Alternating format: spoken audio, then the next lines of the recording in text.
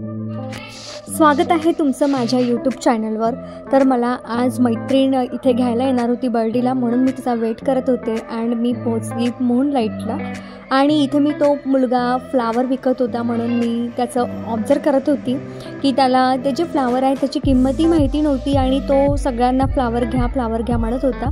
तेवढ्यात एक मुलगी आली आणि त्याच्याजवळून ते फ्लावर घेतलं। ते फ्लावर अतिशय सुंदर होतं, पण त्याच्याकडे पाहून मला थोडंसं असं वाटत होतं की हे छोटे मुलं का बरं असं करत असतील वगैरे। मी जस्ट ऑब्झर्व करत होती।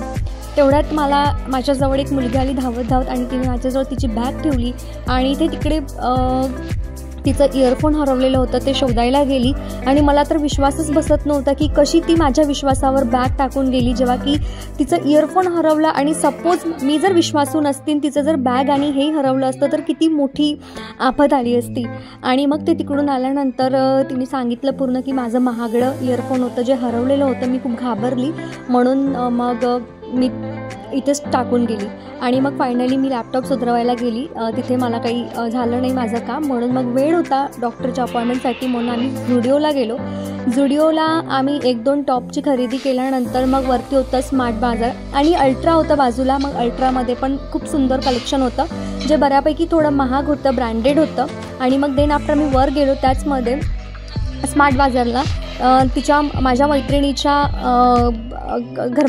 माझ्या मैत्रिणीच्या होम ऑनरच्या मुलाचा बड्डे होता, त्यासाठी चॉकलेट्स आणि बिस्किट्स घ्यायला आम्ही ते घेतलं आणि इकडलं सगळं घेतलं आणि मग निघालो हॉस्पिटल्सला। 2 हॉस्पिटल्सची आम्ही अपॉइंटमेंट डन केली। आता आम्ही हॉस्पिटलमधून पूर्ण फिरून आलो आणि आजचा दिवस पूर्ण हॉस्पिटलमध्ये गेला आणि स्टील आम्हाला ज्या गोष्टीचं सॅटिस्फॅक्शन पाहिजे होतं ते मिळालं।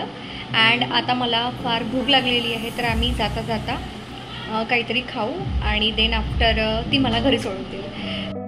सगळं काही खाल्ल्यानंतर मग आम्ही इथे आलो परत। हे होतं आमचं 3rd हॉस्पिटल आणि इथलं चेकअप झाल्यानंतर मी निघाली घरी।